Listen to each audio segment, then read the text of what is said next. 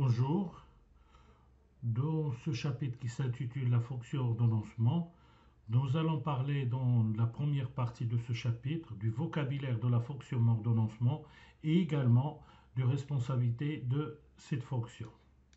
Donc le plan du chapitre, tout d'abord on va parler de la responsabilité, ensuite nous allons parler du vocabulaire de l'ordonnancement.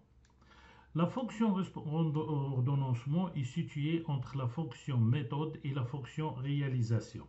Elle a pour mission de conduire et de synchroniser les interventions du service méthode, qu'ils soient en interne ou externalisés. Cette fonction, il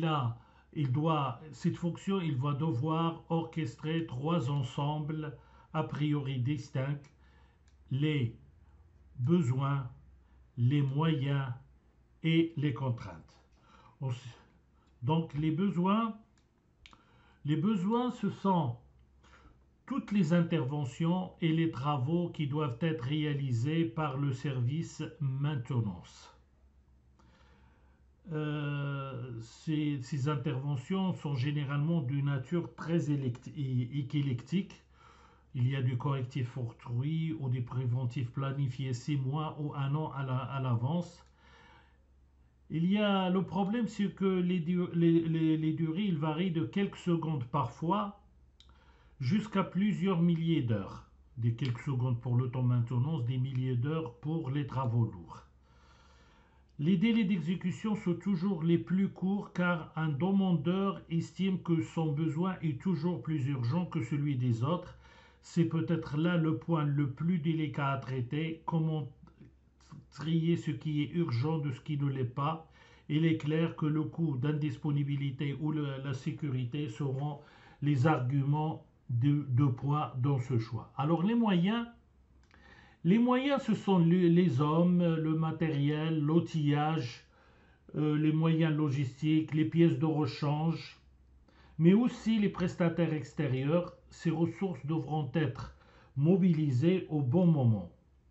Si cela semble facile avec les ressources internes, ça l'est beaucoup moins avec des ressources externes car il est rare qu'un prestataire extérieur dans la minute suivant l'appel, il faudra donc prévoir un délai suffisant pour les prestataires extérieurs. Les contraintes. Qui sont les contraintes? Alors les contraintes sont les contraintes externes imposées par la réglementation, code du travail, règles de sécurité, habilitation du personnel, qui doivent être parfaitement maîtrisées par les responsables. Et également, il y a les contraintes internes générées par le système lui-même. La production est souvent maîtresse du temps. Les arrêts sont planifiés et on ne peut y déroger. Il faudra donc exploiter ces arrêts. Il est clair qu'un inventaire exhaustif de ces contraintes sera un préalable obligatoire avant toute tentative d'ordonnancement et de planification. Les missions. Le rôle de chef d'orchestre dévolu à l'ordonnancement n'est donc pas simple au regard des trois ensembles cités ci-dessus. Parmi les missions essentielles de cette fonction, on peut citer la codification de l'urgence de chaque intervention, la prévision de la chronologie et de déroulement, la codification de l'urgence de chaque intervention, la prévision de la chronologie et du déroulement des interventions, l'optimisation des ressources nécessaires, le lancement des travaux au moment voulu avec les moyens nécessaires, contrôle de l'avancement et de la fin des travaux, la gestion des projets, prévision, optimisation, logistique, avancement, respect des délais, l'analyse des écarts entre le prévu et le réalisé. Vocabulaire de l'ordonnancement. Capacité de charge, charge de travail, la tâche, projet, planification, planning, positionnement, marge libre, chemin critique. Ces vocabulaires, on le retrouve également dans toutes les gestions de projets en général et pas seulement dans l'ordonnancement. Capacité et charge de travail. Alors, une petite analogie avec une cruche d'eau. Alors, sa capacité, c'est le volume total de la cruche. Et charge de travail, c'est la quantité d'eau ou d'autres choses qu'on va le mettre, qu'on l'on y met. Alors, dans ce cas-là, on en met un demi-litre. Donc, la charge, c'est un demi. Et la capacité, c'est 1 litre. Capacité de charge, c'est le potentiel d'heures travaillées qu'une équipe ou une personne représente dans un horaire normal de travail. Donc la capacité théorique, c'est le nombre d'heures par semaine fois le nombre d'hommes fois le nombre de semaines par an. Alors un exemple, on a 6 hommes, 35 heures par semaine, 47 semaines par an, ça veut dire une capacité de charge de 9870. C'est la capacité théorique. Charge de travail. C'est le temps prévu pour chacune des activités affectées à une équipe ou une personne pendant une période de référence donnée. Cette période de référence est encore appelée l'unité d'ordonnancement. Tout le problème de la fonction ordonnancement est d'adapter la charge à la capacité. Surcharge. Dès lors qu'on veut plus qu'un litre, on est en surcharge. Cette surcharge peut être conjoncturelle, c'est les coups de feu, ou permanente. Comment pallier aux surcharges conjoncturelles? On doit recourir aux heures supplémentaires, peut-être demander un effort ponctuel, recourir à la sous-traitance à éviter en cas d'urgence, renforcer les équipes, reporter les travaux les moins urgents, faire du dépannage plutôt que de la réparation. Pour les surcharges permanentes, on peut repenser le politique de la maintenance, augmenter le préventif, améliorer dès que c'est possible, préparer et ordonnancer, c'est-à-dire les chasses au gaspillage. Alors on a une méthode que vous connaissez, c'est le Lean, qui peut être très très indiqué dans ce genre de, si on veut repenser notre politique.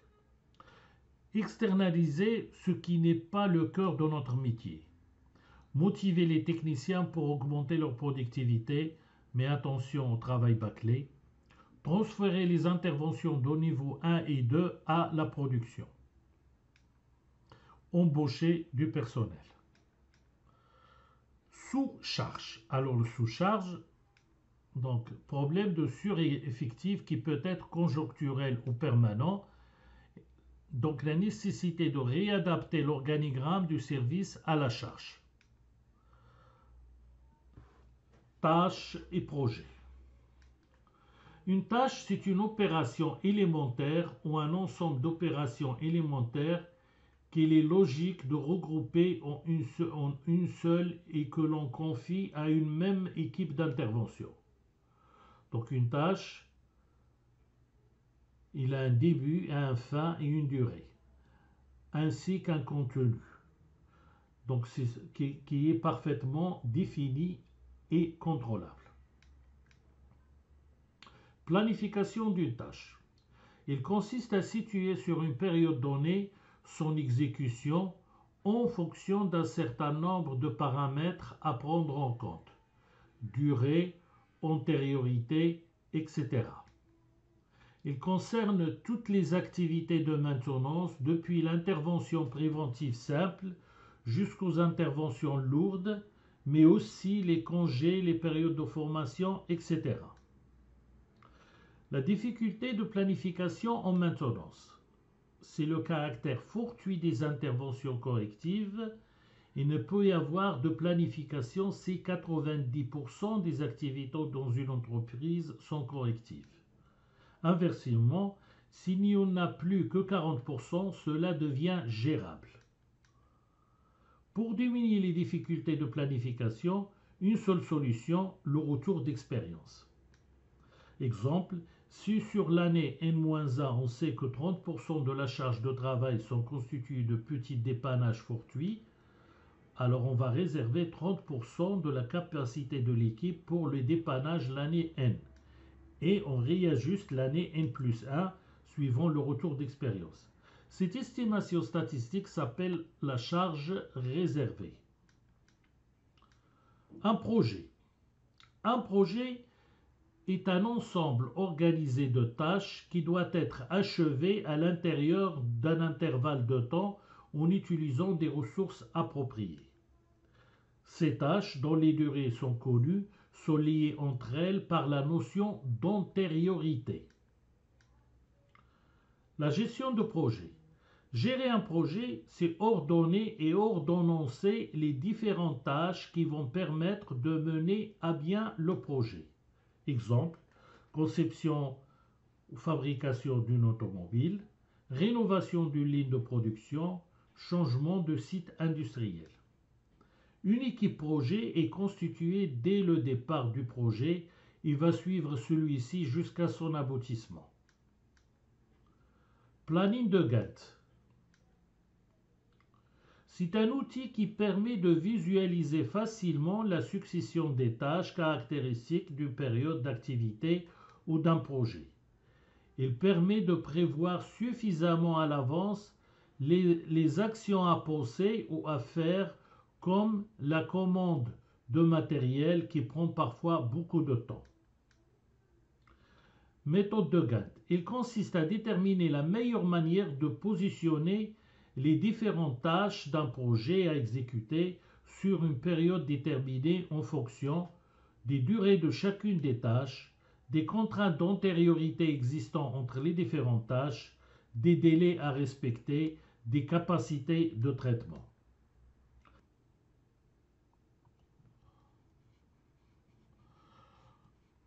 Voilà un exemple de planning de Gantt. On a la tâche A, la tâche B, la tâche C, la tâche D et la tâche E.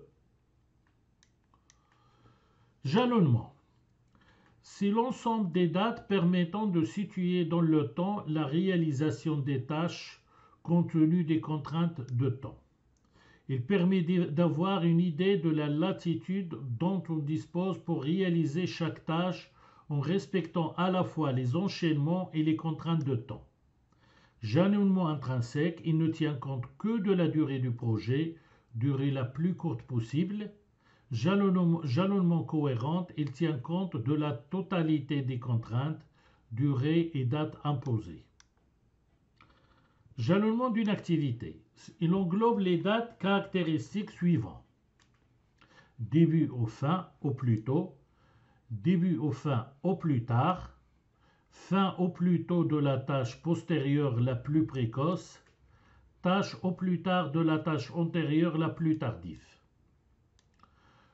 Positionnement et marge libre. Selon l'importance de la tâche, le responsable de l'ordonnancement devra avoir le souci de définir un ensemble précis de critères permettant de placer de manière optimale la tâche dans la période fixée. C'est le positionnement de la tâche. La période fixée est aussi appelée étalement. Si l'étalement est plus large que la durée de la tâche, il est possible de planifier celle-ci au plus tôt ou alors au plus tard. On va voir un exemple. Donc voilà, on a un étalement qui est cette zone-là, et voilà la tâche. Donc on peut la mettre au plus tôt ou bien au plus tard. Donc ici au plus tôt et ici au plus tard. Marge libre. On appelle marge libre le temps dont on peut retarder la date de fin d'une tâche sans empêcher les tâches postérieures de commencer à leur date au plus tôt. Donc voilà, on a ici notre marge libre. Chemin critique. Le chemin critique est déterminé par l'enchaînement des tâches dont les marges sont nulles.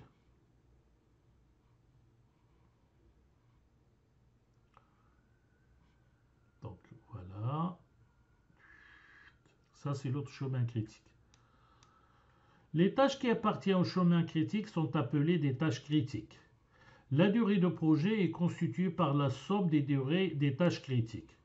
Pour un responsable de projet, il est indispensable et souvent suffisant de piloter très étroitement les tâches critiques pour s'en assurer la maîtrise.